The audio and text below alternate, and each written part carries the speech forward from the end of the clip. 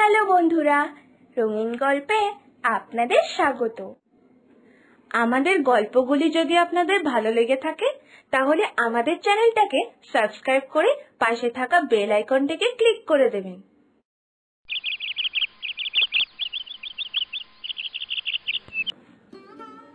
হ্যাঁ গো, শরীরটা বুঝি আবার খারাপ হয়েছে তাই না? এই ভর সন্ধেবেলায় আমার আসার অপেক্ষায় না বসে থেকে শুয়ে আছো। হ্যাঁ, তা দেখে আমি বেশ বুঝতে পারছি তোমার শরীরটা যে কতটা খারাপ লাগছে। আচ্ছা, কি খেতে ইচ্ছা করছে বলো তো, আজকে আমি তাই রাঁধবো। আজকে আজকে তোমাকে ওই ফেনা ভাত খেতে হবে না। হ্যাঁ, আর আজ বরং আমি একটু ওই খিচুড়ি আর বেগুন ভাজাই বানাই, কেমন? আমি জানি খিচুড়ি আর বেগুন ভাজা খেতে তুমি খুব ভালোবাসো। আরে না না, কি যে বলো না তুমি, আমি ঠিকই আছি গো। ওই মাঝে মাঝে মাথাটা কেমন জানি একটু ঘোরাচ্ছিল, তাই একটু শুয়েছিলাম। আর দেখো না, যেই না একটু শুলাম অমনি তুমি বাড়ি ফিরলে। সত্যি বাবা, আমি একদম ঠিক আছি, সত্যি। আর তুমি সারাদিন এত খাটাখাটুনি করে, তাই তোমার আর এত রান্না বান্না নিয়ে চিন্তা করতে হবে না। যাও, তুমি হাত মুখটা ধুয়ে নাও, আমি ভাতটা বসিয়ে দিচ্ছি, ঠিক আছে? তারপর গরম গরম দুটো ফেনা ভাত খাওয়া যাবে ঘরে। যাও, তুমি হাত মুখটা ধুয়ে আসো। সত্যি তুমি পারো বটে, এত বছর ধরে সংসার করছি, তুমি কি ভাবো আমি তা এখনো বুঝতেই পারলাম না। আজ যে তুলসী তলায় সন্ধে প্রদীপটা দেওয়া নেই, এটা কি বোঝার জন্য যথেষ্ট না যে তোমার শরীরটা ঠিক কতটা খারাপ হলে তুমি সন্ধেবেলায় সন্ধে দাও না? আমি সব বুঝতে পারি, জানো তো। কি জানি কবে যে তুমি পুরো সুস্থ হবে, কবে আবার আমরা আগের মতো হাসি খুশি হয়ে দিন কাটাবো। দেখি, তোমার ওষুধগুলো শেষ হলে এই ডাক্তারবাবুর সাথে একবার কথা বলে তোমাকে ওই শহরে নিয়ে যাব। তোমাকে যে এইভাবে আমি আর দেখতে পাচ্ছি না গো। উফ, তুমি কেন যে এত চিন্তা করো না, আমি পুরো সুস্থই আছি গো। তোমার যত সব উটকো কথাবার্তা, শরীর আছে একটু এদিক ওইদিক তো হয়েই যায়, সেটা ধরে বসে থাকলে হয় না গো, বুঝেছো?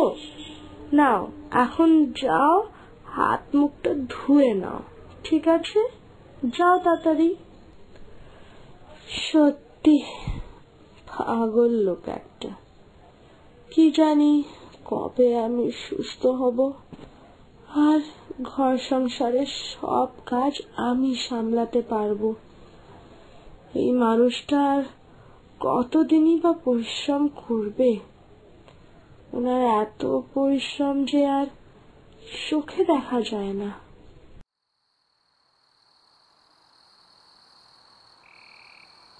জানো তো গিন্নি, আমি নতুন একটা কাজের খোঁজ পেয়েছি। না মানে ঠিক খোঁজ না, ওই বলতে পারো নতুন একটা কাজই পেয়েছি। কাল থেকেই কাজটা শুরু করতে পারবো। কিন্তু তুমি দয়া করে না বলো না। হ্যাঁ, আমি আমি তোমাকে বলতে চাইনি, মানে কিন্তু তোমাকে না বললে মানে তোমাকে না জানিয়ে কোনো কাজ করতে গেলে আমার মনের ভেতরটা কেমন জানি করবে। তাই তো তোমাকে সব বলতেই হবে। কিন্তু দয়া করে তুমি না বলো না গিন্নি, কারণ এই কাজটা যে আমার করতেই হবে। সে কি, আবার কোন কাজের কথা বলছো তুমি? আর কি কাজ কখনই বা করবে? আমি তো বাপু কিছুই বুঝতে পারছি না। তুমি সারা দিন মাঠে কাজ করো, আবার বাড়ির সব কাজ, রান্না বান্না, ধোয়া মোছা সবটা করো। এর মধ্যে আবার নতুন কি কাজ জোগাড় করলে? আর কাজটা করবেই বা কখন? উফ, আমি তো কিছুই বুঝতে পারছি না। তুমি তো মানুষ নাকি অন্য কিছু? একটা মানুষ এত খাটতে পারে, এটাই আমি বুঝতে পারছি না। যাকে যাক, আগে আগে আমি শুনি তুমি কোন কাজের কথা বলছো। হ্যাঁ, বলো। আরে আরে এই জন্যই ভালো লাগে না, জানো তো, এই জন্য। তুমি শোনার আগে কেমন যেন অস্থির হয়ে যাও। তুমি আগে শোনো, কাজটা মোটে 2 ঘন্টার। আর কাজ করতে হবে সেই ভোরবেলা, বুঝেছো? ওই ভোর 4টে থেকে 6টার মধ্যে সব শেষ হয়ে যাবে। আর মাসিক বেতনটা ওরা বেশ ভালোই দেবে, পুরো 3,000 টাকা। আর ওই কাজ করেও আমি আমাদের এই চাষের কাজটা পাশাপাশি চালিয়ে যেতে পারবো। আমার যে টাকার বড় দরকার গিন্নি।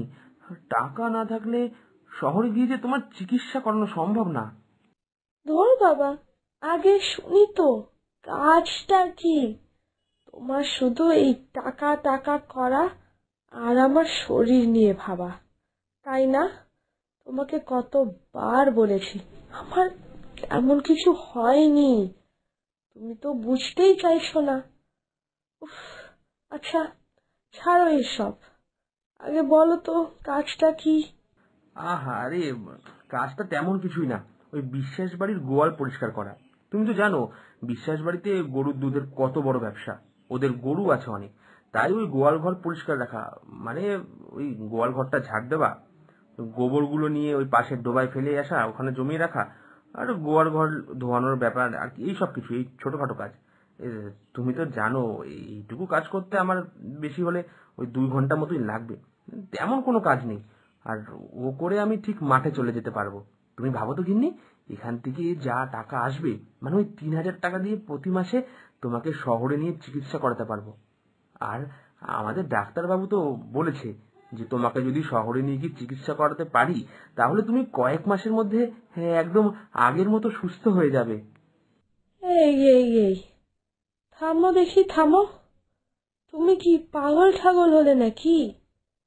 বিশ্বাস বাড়ির গোয়াল তো কত বড়, আমি কি জানি না ভেবেছো? হ্যাঁ, ওদের এত গরু, ওদের এত বড় গোয়াল ঘরটা কি পরিষ্কার রাখা সম্ভব? হ্যাঁ, না না, তোমাকে ওই কাজটা আমি কিছুতেই করতে দেব না। 3,000 টাকার বেতনটা তো শুধু দেখলে হবে না। ওই 3,000 টাকার বেতন ওরা যেমন দেবে, তেমন 5জন লোকের খাটুনিটাও খাটিয়ে নেবে। আবার এইসব কাজ সেরে নিয়ে তোমাকে মাঠেও যেতে হবে। তারপর বাড়ির কাজ তো আমি ছেড়েই দিলাম। এই শোনো, আমি তোমাকে বলে রাখছি, আমাকে তুমি সুস্থ করতে গিয়ে তুমি নিজে অসুস্থ হয়ে পড়বে, তা আমি কিছুতেই মেনে নেব না। বুঝেছো ভালো মতন? তাছাড়া লোকেরাও তো ব্যঙ্গ করবে তোমার ওই গোবর কুড়ানোর কাজ করলে। না না, আমার জন্য তোমার এত এত অসম্মান আমি কিছুতেই মেনে নিতে পারবো না গো, কিছুতেই না। লক্ষ্মী গিন্নিটি আমার, রাগ করে না। লোকের কথায় আমার কিচ্ছু আসবে না। এই দূর, তুমি ছাড়ো এসব। আমি তোমাকে কথা দিচ্ছি, বুঝলে, তোমার চিকিৎসা করিয়ে তোমাকে আমি একেবারে সুস্থ করে তুলতে পারলে আমি এত পরিশ্রম আর কখনোই করবো না। কথা দিচ্ছি, কথা দিচ্ছি। আমার মাথার দিব্যি, তুমি আমাকে আর না করবে না, এই বলে দিলাম।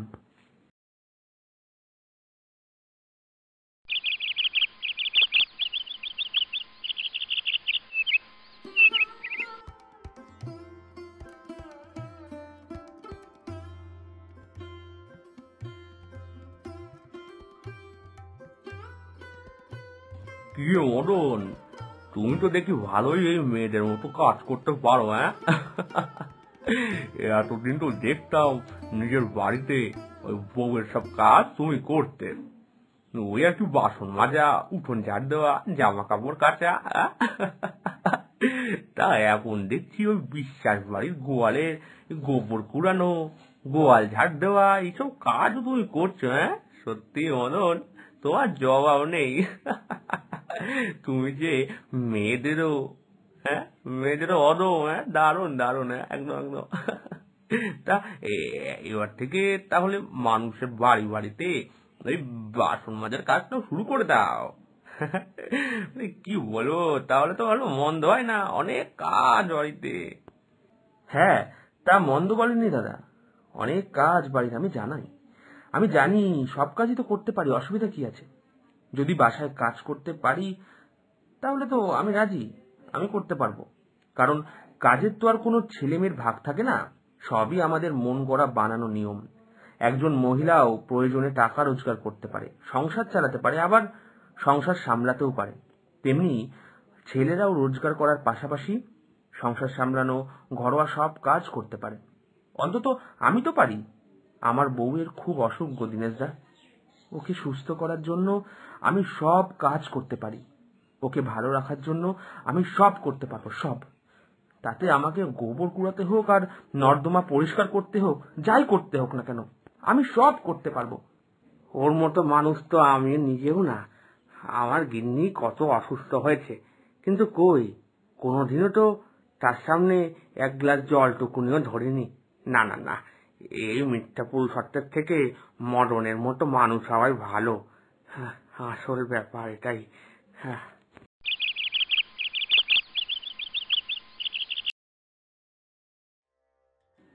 সত্যি গিন্নি, তোমাকে এইভাবে সুস্থ দেখার জন্য আমার চোখ একেবারে অস্থির হয়ে গেছিল।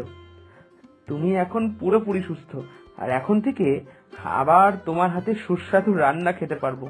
কি যে আনন্দ লাগছে আমার, সত্যি গিন্নি। এ কথাটা তবে একদমই সত্যি, মানের গোড়ায় ছাই দিতে পারলে তাহলে জীবনটা অনেক সুন্দর। আর আমার জীবনের মান সম্মান সবার উপরে তুমি। তুমি এখন সুস্থ, আমার আর কিচ্ছু চাই না, কিচ্ছু না। এই নাও, ঝটপট খেয়ে নাও তো দেখি, সব তোমার পছন্দের রান্না করেছি। খেয়ে বলো কেমন হয়েছে। বাবা, আজ যে কত যুগ পর যে আমি শান্তিতে তোমার জন্য একটু রাখতে পারলাম, আমার যে কি ভালো লাগছে তোমায় বলে বোঝাতে পারবো না। খেয়ে নাও তাড়াতাড়ি।